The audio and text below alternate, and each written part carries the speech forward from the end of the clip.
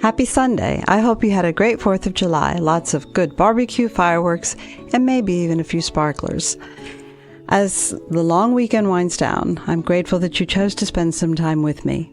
Today we'll be focusing on boundaries. It's definitely a buzzword for all types of relationships, from your family to work and intimate partners. But what are boundaries? Do we really need them? How do we establish and enforce them? And what happens to us without them? To help us navigate these questions, I'm excited to introduce Dr. Ciara Dennis-Morgan to you. Dr. Ciara, as she likes to be called, has a degree in family and child development and a PhD in clinical psychology. She is Chief Clinical and Wellness Officer at Minority Behavioral Group. She and her husband, John, have a multimedia company, Live Your Purpose, and she is also co-creator of the More Life Retreat. Dr. Morgan's wellness company, Refuge 22, provides coaching, consultation services, and wellness products. So without any further ado, welcome, Dr. Ciara. Thank you for joining us today. I'm great, Debbie. How are you? I'm doing well. I'm dealing with the traffic and everything, but starting to relax. But you made it, yes, settling in. Traffic here is getting crazy. So I wanted to tell our listeners what is so important about boundaries. And so I was thinking that this would be something that you could start just explaining. What are boundaries to begin with? Mm-hmm. Yeah, I think that that's a great question. And I think we hear it thrown around so much, right? Like we hear it used more frequently, starting to understand it a little bit more. But there are many layers to it, and there's a lot of aspects to it. So boundaries are their needs. Their needs for all of us across relationships, but their needs and expectations that help us to stay safe and to have healthy relationships with ourselves and with other people. So what type of needs? Yeah, so the needs are determined by us, like individually, right? So what are our specific needs and what are our relationship expectations that we communicate with others that help us to be, safe and healthy and have positive relationships? Yep. Okay, so I, for example, have never really, I'm of a generation where, a boundary was something that you put a fence around your house, which kind of makes sense because when you think about it, that's kind of, I think, what a personal boundary is. But I've never really established one. So how would you go about even establishing a boundary? Yeah, that's a great question. So I think it's important for us to kind of sometimes we do this, and sometimes there's more opportunity for us to do this because life moves so fast and we're kind of just going through day to day that we don't even think about, well, what are my needs? What are my expectations? Why would I need these things called boundaries, right? And so it's kind of like examining or how are you feeling in your relationships and in your life? How are you navigating through your life and how does that feel to you in your heart and your spirit is, I think, a first step of assessing just how you are. How's your quality of life? How's your satisfaction with life? And if you are well, I'm kind of always tired, or I am feeling a lot of resentment or some anxiety or depression or, a lot of times we experience, and when I talk about tired, not just physical fatigue, right? But emotionally fatigued, spiritually fatigued. Those might be signs that it's okay, maybe there are some boundaries that I can put in place that would help me to care for myself better and maybe also help the health of the relationship. Okay, so you're talking about all these interfeelings, these are interpersonal feelings that we're having. So we have to be able to discern them first. Yes. So let's say I'm coming to you as a therapist and I'm saying, I'm so tired, and it's not just that I want to sleep, but I'm tired mentally. Mm-hmm. What would be the first question that you would ask me? Mm-hmm. I would ask you to tell me more about that. I would ask you to tell me more about your mental fatigue and what kind of thoughts are you having and what is exhausting you. Okay. And so once, let's say, work. Mm-hmm. I tell you, well, I'm not sleeping well and I'm tired all the time and I'm just constantly thinking about work and it's waking me up. So the next step would be? I love that. So that's all information. I like to think of everything as information, right? And so there is definitely opportunity because of that information of it's keeping me up, right? So you're not able to rest. You're not getting really quality sleep, whether that is I can fall asleep, but I can't stay asleep. Or maybe your mind is racing at night and you can't get to rest. And then maybe you get to sleep and then you're so tired it's hard to like get up in the morning. Those kind of things, right? And so that is just information for us to be able to say, okay, there is opportunity for me to put some boundaries in place at work. Now, what those boundaries are going to look very different, and there's a lot of different ways to explore and really like to get creative, because sometimes all of these different things that we explore, even with boundaries, sometimes that can feel overwhelming. It can feel like, well, I don't even know what that means, or I don't know how to do that, or like it just feels like a lot, like I've never seen that before. But even switching that mindset of like, no, I deserve to feel rested. Like I deserve to like be able to move through my life with more energy. And there's an opportunity for me to use this information of feeling really fatigued to put some things in place at work to not experience that level of fatigue at work. So you're like, well, what could be some example of that? Sometimes it could be, we were talking a little bit earlier, right, about not working so late. Sometimes we could just keep going and we just go and go and go and go. And I've really seen a lot of this increase even since COVID, because of like how we were trying to navigate what happened with COVID. And it kind of never changed. We just kept working at this pace that is nonstop. And there's a lot of things that are demanding our attention and pulling for our attention.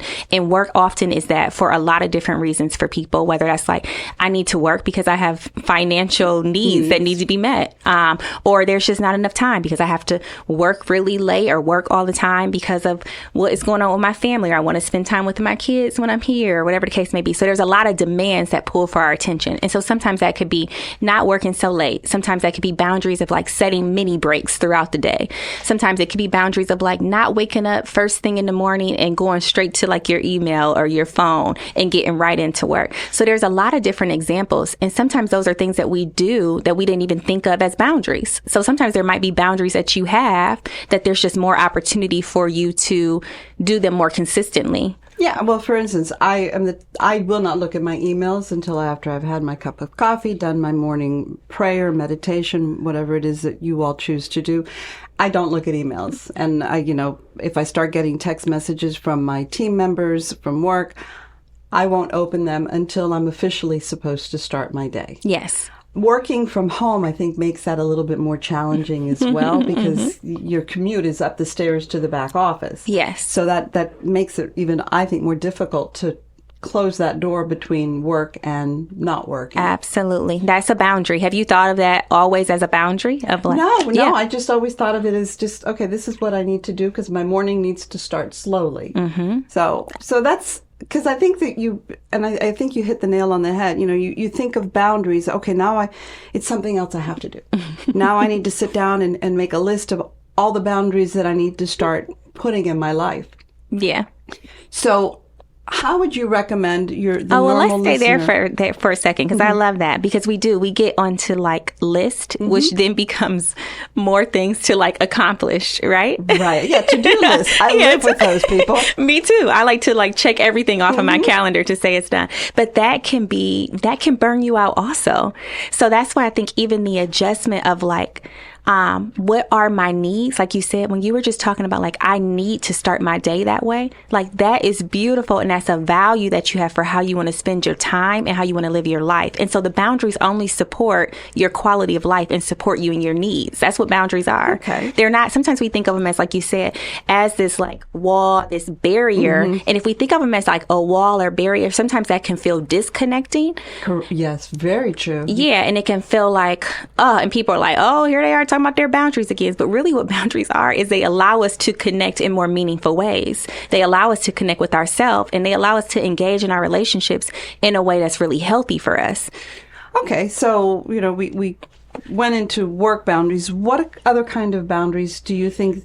Because at the end of the day, I think we all want to live balanced lives. Yes. And unfortunately, work is part of life for many of us. Yeah. But what other boundaries do you think that we need to establish in order to live more meaningful lives? Yeah. So I think that a lot of times ones that come up for people, there's main areas, right? So like you said, there's work, there is romance if you have like an intimate partner. So boundaries in that area, boundaries with family. So sometimes we think of like our partner being a part of our family, but there are our extended family, children, or just whoever is a part of our family, who it could be family, chosen family as well, right? Or friends. So we have family, friends, work, romantic partners or intimate partners. And sometimes even this idea of like technology boundaries as well. Oh, that's a good one, because you're right. You can have your phone gives you access to everything in your life. Yeah. Yeah. So let's talk a little bit about technology boundaries, because I've never thought about that one. What exactly does that mean? Yeah. So just as these people demand these things, we're so engaged and plugged into technology. Even when we think about how AI is taking over in so many ways, like you said, our cars are telling us information. Our phone is plugged into our cars, to a computer, and everything is alerting and sending us push notifications. And how that like warps even this instant gratification and this pull on us to like address something and do something all the time. That's all like technology. And so sometimes we have to unplug or disconnect or slow down or take breaks from that. And so sometimes we haven't even thought about and might do these things. But haven't thought about it as being a boundary. So like my husband, he deletes certain apps off of his phone at night, because a lot of times what our brain is already doing is like, we'll pick up our phone. Like I can see my husband pick up his phone and then I'll just pick up my phone, because it's like this, right. like, It's you know instant. what I mean? You see somebody in the room. Yeah. Somebody is in the room. They pick up their phone. You pick up your phone. So he'll delete the app so that when you do, it's not even available to like go and do it. Right. Or technology, like boundaries could be, again, similar to work. A lot of times it's like, how do you create the time and space that you need? And it's micro breaks and things like that. So it could be, I am only going to engage and watch this much TV, or I'll watch TV at these times. That could be a technology boundary, or certain types of TV, right? Like sometimes we watch something and it is not good for us to watch before we rest. God, Exactly. The world news. I actually, and now that you're talking about that, I have limited that, because my sister's the type of person, put on the news, and I would put it on, and then we would just be talking over the phone, and all of a sudden it was like the world was going to end. Yes. And I finally told her, please stop calling me, because then I get anxious. Exactly. And that becomes a thing. What is the impact of what you're consuming, right? Like, what is the impact? And so you're like, I'm getting all of this information from the news, and I feel myself getting anxious, uneasy, and that is not always ideal for our mental health. No, exactly. And, especially and in terms of world news, any news actually, you're so limited with what you can do. Yeah. It's this bystander thing that I can only watch and be horrified and think, oh my God, is it going to happen to us? Yeah. So that's a sign too. That's a sign that boundaries are needed, because when we feel powerless, like, oh, what can I do with this? I don't know that I can change anything, or I don't know what my role is in this. That is a sign that there are boundaries that need to be implemented, is when we feel powerless. Oh, great. You know what? And I was going to actually ask you, what are the signs? Mm-hmm. So that's one of them. And that's one of them. Tiredness, unease. Let's go into, because this is dating, this is loving you. So let's go into relationships, establishing boundaries in relationships. And I can tell you from my perspective, and a lot of the listeners, we're of a certain age. And so, like I said, boundaries weren't something that we really thought about. So let's say you've been in a relationship for 10 years and you've never really established boundaries, but you're not feeling comfortable with certain things. How do you go about establishing them at this point? And can you? Or is it the pattern so engraved in the behavior that you can't really go back and change that? That's a great question. So yes, you can change things. You can implement boundaries, right? Because it starts with you. So if that's something that you want to do, now, of course, we know relationships is not just you, like you're not the only one responsible for it. But if you want to implement and do something different and try something and introduce something, you absolutely can do that. Now, how your partner receives that, right, you can't control that. Absolutely not. But it is worth introducing, and it is worth like exploring and have a conversation around.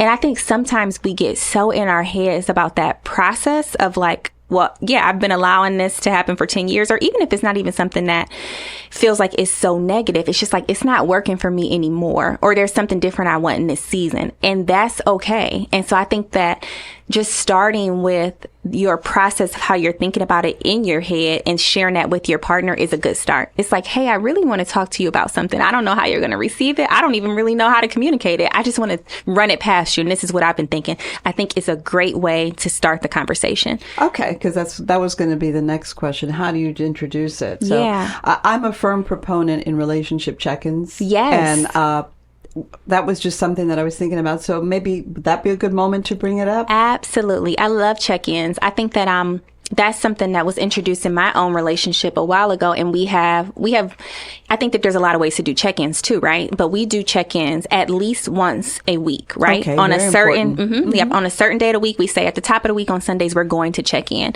And so we have certain areas we check in around. And even if that's something that, like, and one of those areas is intimacy. And so we can check in around on intimacy, loving on you, right? Of like, this is something that I think could improve our intimacy or something that is impacting our intimacy. And I want to talk about boundaries. You could do it then. Or sometimes, you do check-ins. I don't know how you do your check-ins. It could just be like, hey, I just want to check in with you about something is a way to do it. So yeah, I think that that's a great idea. I think that's a great idea. And so let's say your partner, you decide you establish this boundary. Let me pick a boundary out of thin air. So my boundary is, all right, you're spending too much time at work and you're not spending enough time with us in our relationship.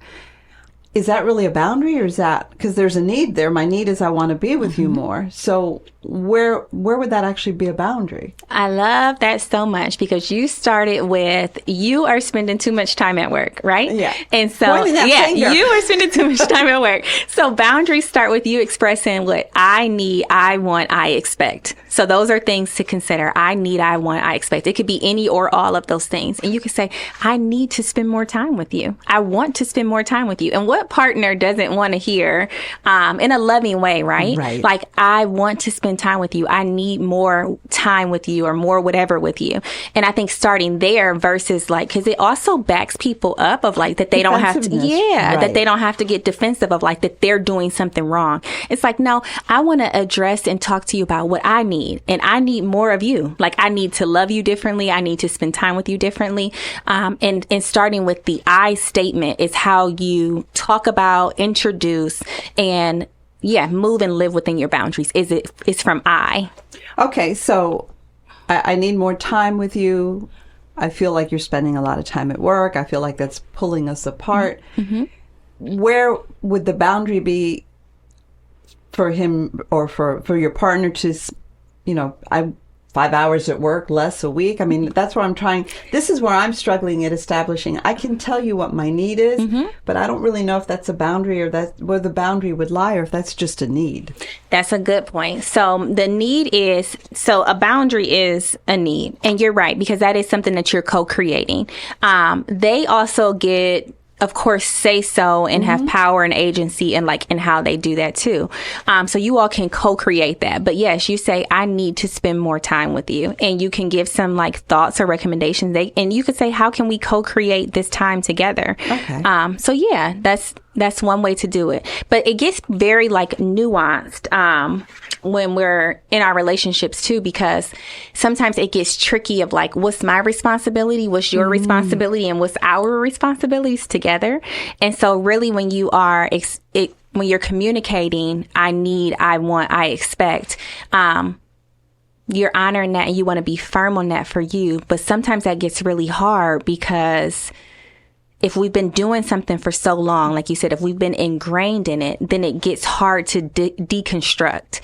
And so you want to give yourself grace and you want to be patient, but you also do want to be consistent in it. So yeah. So in that case, would you recommend like mini boundaries and we start with something really small and we start building upon that? Yeah, that's a great example. So, and this, somebody might be like, well, that's not a mini boundary because it could be, let's have lunch together once a month. Like, I need to have lunch with you once a month. Okay. It could be, I need to have lunch with you once a week. It could be, we need to have lunch together. Like, if you're both in the same space, right? Like, we need to stop working and sit and have lunch together. Okay. It could be something like that. And that's just an example. There's a lot of different ways to spend time and to check in and to have our needs met, depending on what they are. So you would recommend Well, actually, and we'll talk about that afterwards, but let's go back into, because we talked about creating intimacy and boundaries within intimacy. Mm-hmm. And we've talked about work boundaries, family. Mm-hmm. That's challenging, especially when you are dealing with relationships where, you might be divorced, you're dating someone, they have children from a previous marriage, these blended families. Yeah. So where would the boundary would start with the partner, and then it would trickle down to their extended family, or how does that work? A lot of times all the time it always starts with us. Okay. So, and you're right. When you're talking about, because you have to communicate your boundaries, right?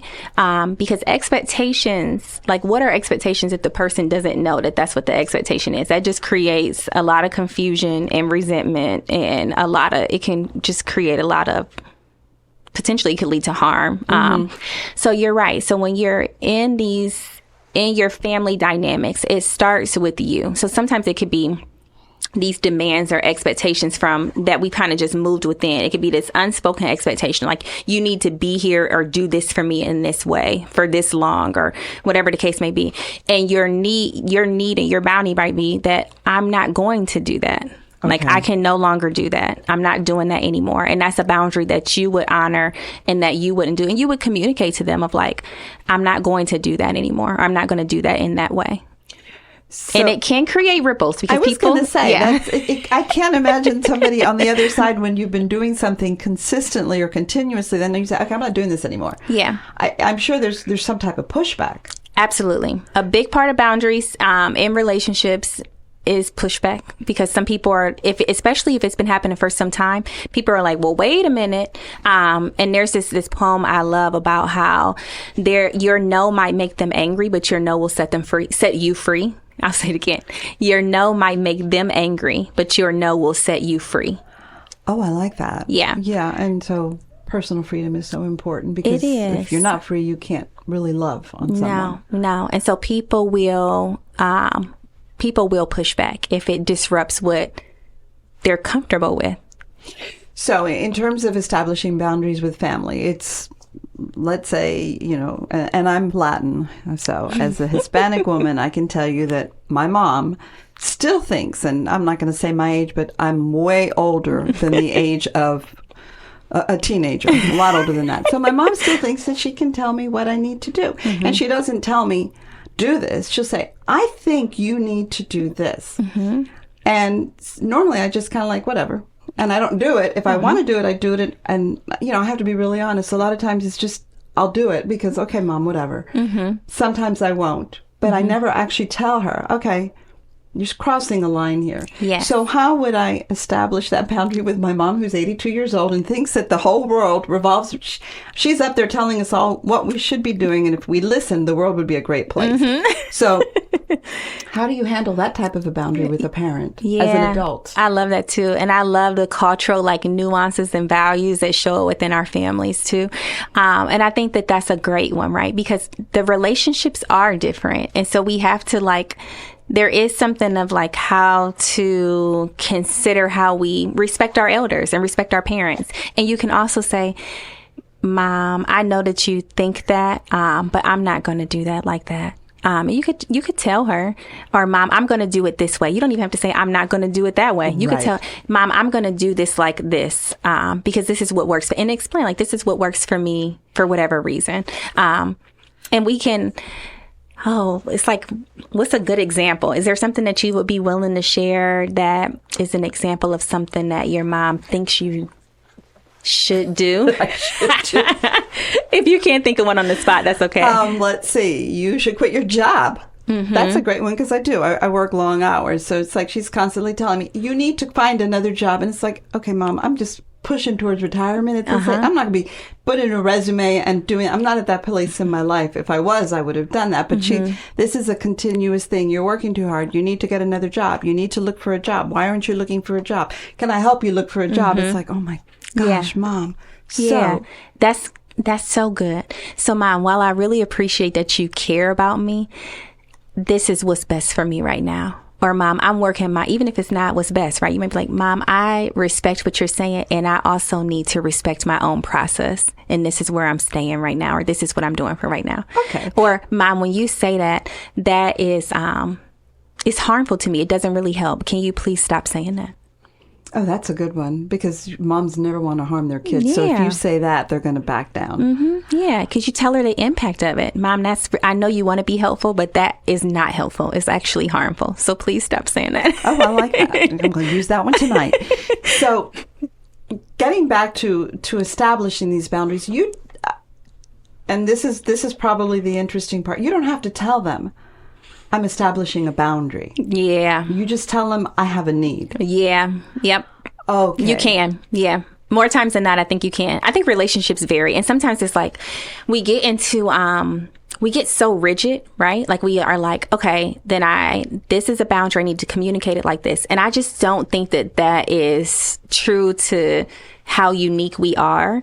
And so you can say, for some relationships, you might be able to say, hey, this is my boundary and this is what I'm doing. And in other relationships, you don't have to use that language at all. You can just say, this is what I need, want, and expect. Okay. And so the behavior is what's going to dictate. Yeah. Okay. And I think doing it from a place where you are grounded and in a good space is ideal. I think that is more supportive, like doing it when you feel kind of like at your best, where you can respond and communicate from the highest version of yourself. Now, that doesn't always happen, but I think that that's ideal. Okay, so we're getting into this is great, because I feel like I'm having a mini therapy session here.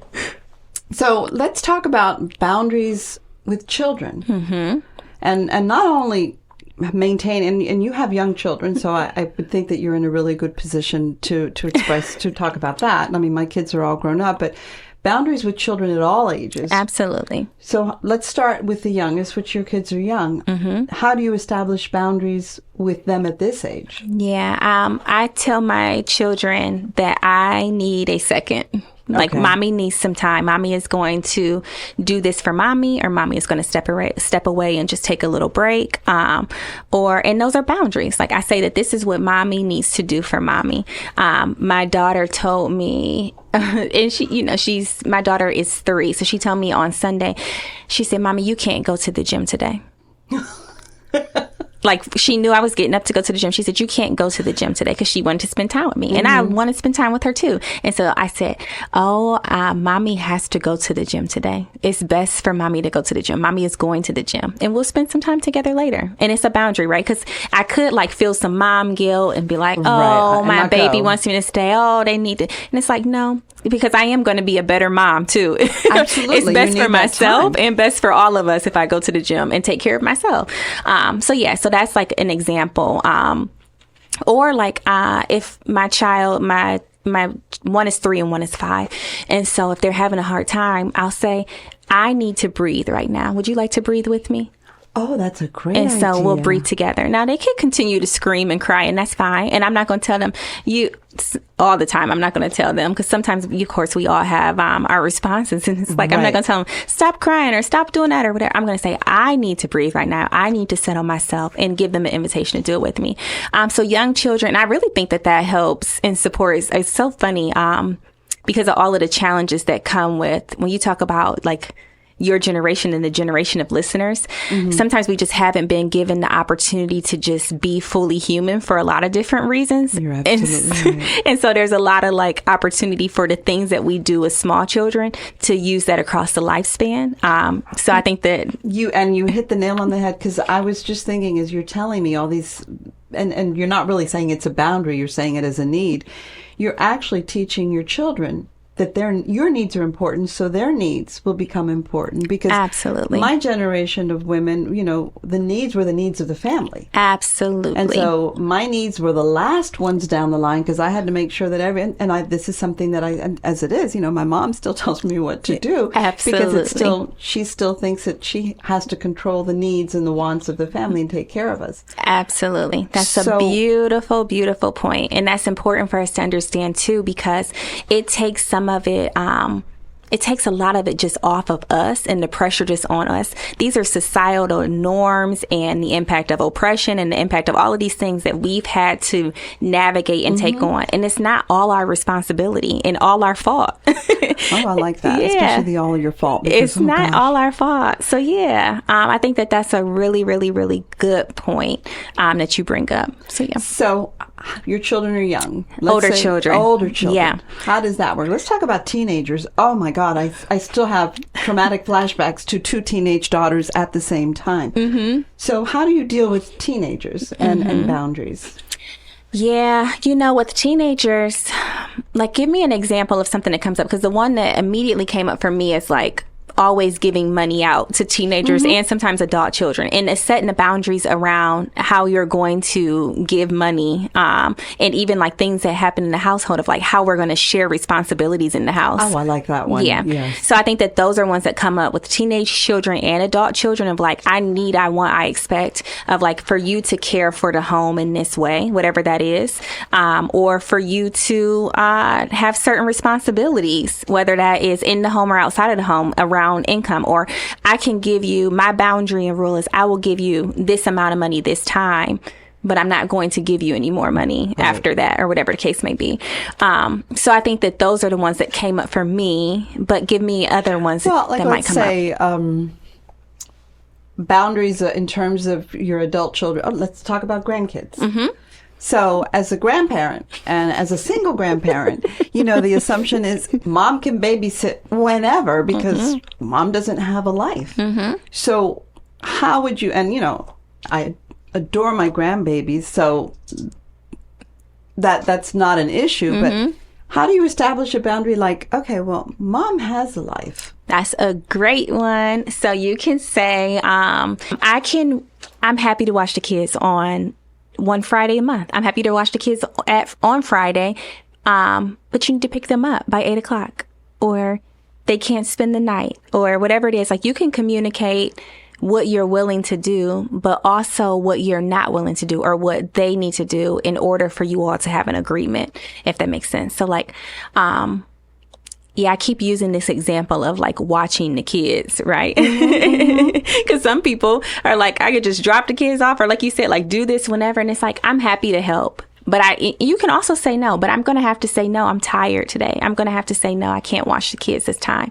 So putting within that what it is that you need in order to support, so that you aren't so tired, burnt out, resentful, rolling your eyes, it's like, again, trying to be like a superhero, grandma. Yeah. And actually that's something that a lot of women suffer from. It's that superhero syndrome that, we have to be the best housewife, the best cook, make sure that all the clothes are clean, everything is folded, put away. And that, I don't know if that's just generational, and I'm hoping, looking at my daughter's house, I'm thinking it might just be my generation. I think it's still enforced, though. I think that those are still some of the norms and some of the impact of patriarchy. I do think some of that. Yeah, the gender stereotypes. So yeah, they are. And even that is like, sure, I'll watch the kids, but make sure when you bring them over, they're fed, so that you don't have to like be cooking for them. Yeah, cooking for them. Or like my dad is a pastor, so it's like, I don't ask my mom to watch the kids on Saturday nights because I know that in their house they're preparing for Sunday morning, right? And my mom is like, well, if I support, then they need to be picked up at this time. Like, that's a boundary of hers. So yeah, I think that there's ways. It works fine. Mm-hmm. So, children and boundaries. How do you teach children? Because I'm assuming you want them to learn how to establish boundaries. So how do you teach them? And at what age would that be a good time to start? I think that it can start very young, because what we know, what do they say? Children do as you do, not as you say, right? And so it's a lot of what we teach is through modeling. Mm-hmm. And so when we are really taking good care of ourselves and practicing these things ourselves, sometimes it's not about what we say or so much about like the language all the time. It's the demonstration of it through how we're like living. And so I think that we can teach that very, very, very young. Like, I feel like I am teaching my children boundaries already at the age of 3. You're modeling that behavior. So I think that's great. And when you're honoring, like, and you're modeling people understanding what's happening in their body, in their mind, in their heart, in their spirit, because a big part of boundaries is like knowing your worth that is going to support children a whole lot. It's them understanding, knowing, and honoring them as people and knowing their worth and their value. That is huge. So we need to respect our children's boundaries as well. Absolutely. So big ones around children come up too, because around like, sometimes we'll tell people, oh, go and give that person a hug or go and like, those things around. And it's like, no, that's their body. That's their body. Yeah. Or giving children some time and some space. They're little people. And so, really respecting and honoring them as full human beings. So just need a little bit more development. And for actually, sure. Sometimes kids are smarter than a lot of people. They are. They say they're closer to God, right? They just got here. Kidding. You are not kidding them. So we've established boundaries. And how do we go about enforcing them? Yeah, I think that you stay consistent with them. So I think that a big part, like what we were just talking about, of like knowing your worth and your value, I think that shows up in every step of enforcing boundaries. It's like continuing to remind yourself and returning to that, especially because the more that we live and the more seasons we get and the older that we become, right, things do become ingrained. And so we have to keep reminding ourselves of our worth, our value, and why this is important. I think that that's a big part of enforcing the boundaries and staying to them. And then, of course, like it is, I think after that, or through, it's not even after, that is a part of and embedded through all of it. I think the first step is like sitting with yourself and being like, what is it that I need, I want, I value? And like giving yourself some time and space, some solitude to figure out what that is and what you want to communicate. And I think it's cool to practice it. You could practice it. I always think practicing something like in a safe space helps to go across like these other different spaces. So like if you're like, I want to practice this boundary, starting and doing it like with one of your friends or a family member, if it's a boundary that's about work, like just practicing it is nice. And then the second step, of course, is to communicate what that boundary is in whatever way. It's not necessarily saying that this is my boundary, but communicating that. And then it is the action of like staying consistent with it and staying with it. Okay, so these boundaries or needs, they're not flexible. So it's, I mean, so do they mutate a little bit? Do you show flexibility, or is that just up to the individual person in the situation? Yeah, that gets tricky because I do think that, I think that more things are flexible than they're not, right? So there's two different types of boundaries. We talk about porous boundaries, which are kind of like not so, it's about like sometimes when we think about like being pushovers, right? Of like not staying to it. And then there can be really rigid boundaries. Healthy boundaries are somewhere in the middle of that. So it is kind of like right in that wave of like not porous, but not rigid, like right in the middle. And sometimes it takes a little like practice or time or different seasons. So I do think things that can change and shift. But that doesn't mean that you need to flex on what you know you need to do, if that makes sense. Like there's certain things that like, that is what needs to be enforced and that is what needs to be honored. And you need to stay with that and stay consistent. So there are certain boundaries that are rigid, like I won't allow someone to yell at me or hit me or abuse me. That's not mutable. That's rigid. Absolutely. So that is, I'm so glad you called that out. When we're talking about trauma and abuse and neglect, like absolutely not. Okay. And sometimes in those relationships, a lot of times in those relationships, those might be times we need to disconnect, or there might be things that look a little bit more, because it's about your safety, right? Like that's the key part. And so if something is not safe, then we don't want to continue in that. Okay, yeah, because I did notice you said in a safe space. Yeah. So, and that's crucial for all of our relationships. We always need to feel safe about it. Absolutely. So we've established the boundaries. We're enforcing them. What do you do if someone steps over them or doesn't respect them? How should you handle that? You address it. Okay. Right away, or think about it? Or? So we're so different, right? And sometimes we've been avoiding for so long, whether that is, we could be like avoiding or whatever the case may be. However, we talk about trauma responses, right? Like how people might people please or fight or flight or fawn or whatever the case may be. So right away, sure, it's great. And sometimes that can be very freeing and liberating. But sometimes people are, not every time we do it right away. It's okay to go back and to address something like, hey, I don't like the way that happened. That can't happen anymore. You want to say that. You want to be clear about that was harmful and that can't continue to happen. So you don't have to jump on it at the moment, and maybe take a breath if it's something. Yeah, but absolutely. You do address it. You do address it. You do address it. Remembering that like boundaries are uncomfortable. Like they are uncomfortable, and that's okay. Uncomfortable for both parties? Or? Absolutely. Okay. Because if you've been doing something for a long time, it's not going to be comfortable for you to address something. Yeah. It's not going to be it's not going to be comfortable for you to change something. Especially if you're conflict avoidant. So. Yeah. Okay. And when you're doing hard things, a lot of times that there's not a lot of comfort there. Like when you are growing yourself and stretching yourself and deconstructing things, it's not comfortable. It isn't. And this. And I don't know, maybe it's just my generation, but I always think growth comes with pain. It does. And I remember being a little girl, and my legs would hurt, my bones would hurt, and my mom would say, love my mom, honey, don't worry, those are just growing pains. Mm-hmm. And so I've always thought that, so if usually after a bout of pain, and at being my age, and most people that are listening are roughly this age, we've been through some pain, and we've been through some hurt. Yeah. So I always like to think that on the other side of that, there's some type of growth if we listen to our hearts and if we actually focus on learning from what's happened. That's so key. That's so key. And some relationships might end, and that's okay too. Or they might look different, and that's okay too, by you honoring and respecting your boundaries. Now and there could be some grief that comes with that. But But it is like knowing your worth and honoring your worth and honoring, because you want to live from your values. And like you said, you want to respect and honor your heart. You do not want to continue to live your life in self-betrayal and self-abandonment. So we're going to, wow, we've been talking for a while. Ciara, Dr. Ciara, I could keep going. This is amazing. I've learned so much.